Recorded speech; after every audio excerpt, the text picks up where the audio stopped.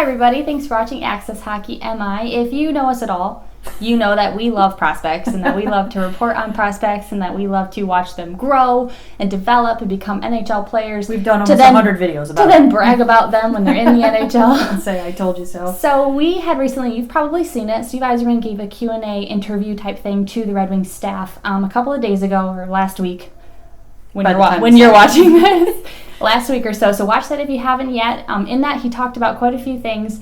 Also about like preseason potential and about some prospects. So we kind of went from that video and wanted to talk about three guys that he mentioned that we think will for sure be in the NHL in the coming season. And we're really excited that he mentioned their names because that's just great. We may or may not have mentioned them a few times. Yeah, we've done videos on these guys before, but we really just wanted to take a special video to pull them out of where they are in those other videos and put them together and then talk about their 2021 potential. So let's get started. So the cool thing about the interview that Steve Yzerman did, it's 4 minutes, so definitely watch it if you have 4 minutes. Great. You're and sitting waiting for a latte. Whenever I see Steve Yzerman, I have hope for the team. Exactly. I don't know what it does. I see him, I'm like, you know what? We can make Captain's this. right. We can do this.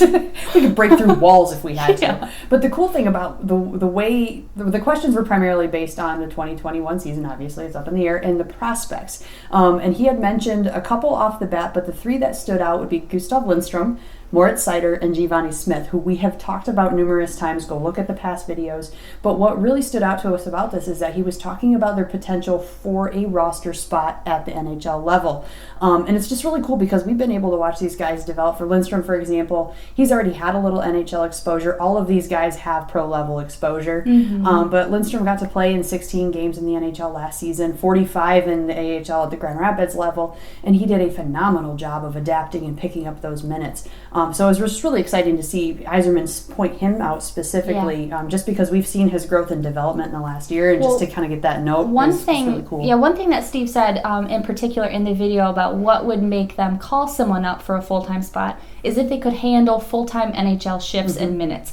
Which, offhand, these three guys, so that's Lindstrom, Seider, and Smith, they can definitely handle full-time minutes just because already Lindstrom has had his full-time minute. Before the season ended, he was in Detroit. So for those 16 games, those were the last 16 games he played. He's going to be playing in Europe before the season starts, just because the NHL isn't starting quite yet. So he's going to have that exposure time. So along with him is Moritz Seider, who, as Steve Yzerman says in the video, is 19. He needs no introduction. He needs no introduction. He's an incredible player, and it's not just the fact that he had 22 points in 49 games with AHL last season alone. It's not just the points, and we always say this, but he's kind of like the peak example of it's not just the points. He's a very mature player. He's great skater. For being such a big guy, he's a fantastic skater. He's not flashy either. He's smart, but he's not flashy. He reminds us, so we've been watching the playoffs, of course, he reminds us of Victor Hedman from the Tampa Bay Lightning, just because Victor Hedman is someone who gets in the rush. He's a defenseman. He gets in the rush. He's a smooth skater for being a big guy. He takes a lot on himself, especially with Stamkos being out of the playoffs for right now. He's taken a lot on himself. And Moritz Seider reminds us of him for those reasons. For him, he takes a lot of responsibility on himself. He's very good every shift. He's a very good skater. He's a mature player. He can go in the rush. He can keep the blue line. He's just all those corny things you say about everybody. We're crazy about him all. Yeah, he's a great hockey player, and I think almost everybody was they were all taken back with how talented he did end up being because he didn't let anyone down with his hype after being drafted. And another cool one, Giovanni Smith. He is not someone that is talked about a lot, and I think that's it's unreal to me that he's not, because he's been in the pro leagues now for 2 seasons. His rookie season, he did very well for himself, but this season he was on track to almost double his point production in the matter of a season and a half. Now, that, again, like Janae said, it isn't about the points, but obviously it's a good tracker. But what's cool about Smitty is that when you watch him play consistently night after night, he has become such a mature and physically strong player. We've said this a lot before, We have, and he deserves a lot more credit than what he's given. And the fact that Yzerman even pointed that out, I think could be a shock to a lot of people, where obviously Yzerman's not saying these are the 3 that are going to get pulled, but they're the 3 that came to his mind quickest, which kind of is a semblance of what it might look like. Well, he also said that the guys in the AHL are the closest to being in the NHL, because something about Yzerman and Detroit that we've said in multiple videos, multiple times, is that they really appreciate and utilize their AHL development program because they see it as a very, he said himself in the interview that it's one of the best leagues like next to the NHL for development and for just the ability to take guys, have them develop there and come up to the NHL. So Smith, when we first saw him, we weren't the largest fan of him just because... Granted, that was a prospect tournament where he fought within 2 minutes.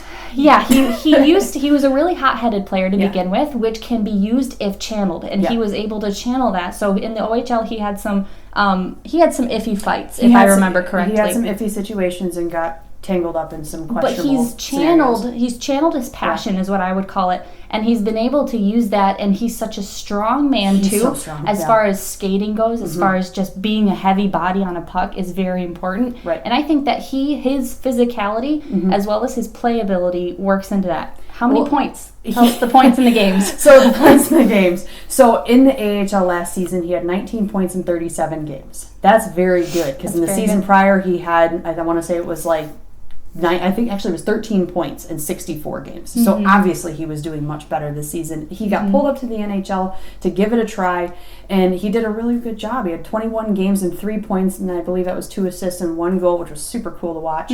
But, that's, again, it's not crazy point production quite yet, but he could physically handle the stamina, and that's what they need to see. Well, and he's a prospect that you can see the growth from when he started to right now. You can see that you can see the benchmarks. He's taken all that they have given him and he's made something of it, which is very important. And I think as the brass seeing that, it's very important for them to see that you can take what you've been told and learn from it. And he takes the responsibility on the ice. And I know right now we're gushing, but I feel like Smitty is one of the ones that people don't gush about enough. Right. Because we've been guilty of that too. You want to talk about the Zadinas and the Velenos and the Rasmussens, which, talk about those guys, but you can't forget about the Smiths. And he's going to be very useful, I think, in the coming season. He's going to be a workhorse for the team. Yeah, so in the interview, Yzerman also said, 2 to 3 players maybe could start. Could be more. So we're thinking, and he did mention Michael Rasmussen, who ended last season, I believe, on an injury, or working up from an injury, I should say. So he kind of had the fuzzy end of the lollipop handed to him,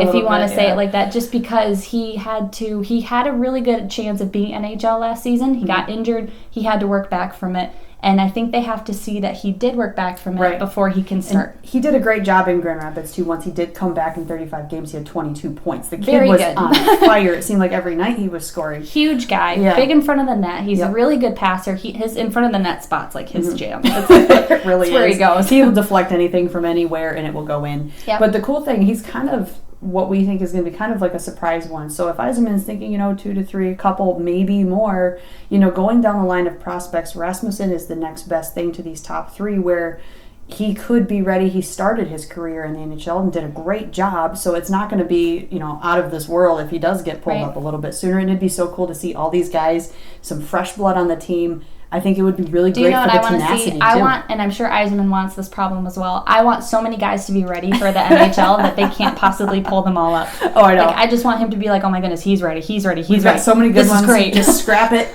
pull them all up. Just trade them all. Put them all up But these guys, too, we've been watching them, with the exception of Seider, who was only entering his second-year pro.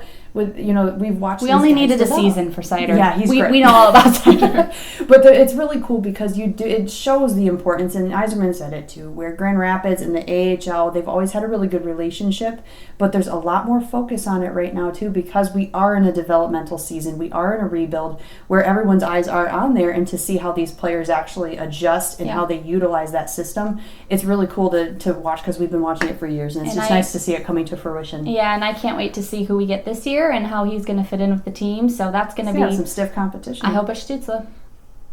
That's it. Yzerman? I'm sure he hopes so too, but whatever. We'll see. Maybe anyone will be great. Happens and he drops and we get him. We don't want him to drop, but maybe someone else doesn't get him. Yeah. We'll see. Anyone will be great. It's Anything fine. can happen. It's 2020. It's fine. First rounders, they're all great, so it's fine. Anyway, let us know what you think about what we said today, what you think about those 4, because we talked about Lindstrom, Seider, Smith, and Rasmussen. Let us know what you think of them, who you think is the most surprising, maybe, of those 4, and who you think is maybe a given, like, well, of course he's going to be up there. Let us know what you think. If you think we missed someone, that would be great. Let us know in the comments below. We love it when you guys talk to us through there. Rachel works hard answering all those comments. one by one. So I pretend you're all my friends. Put a lot down there for her. All right. You do. Make sure you subscribe and like this video. We really appreciate your support, and we'll see you next week. Bye, guys.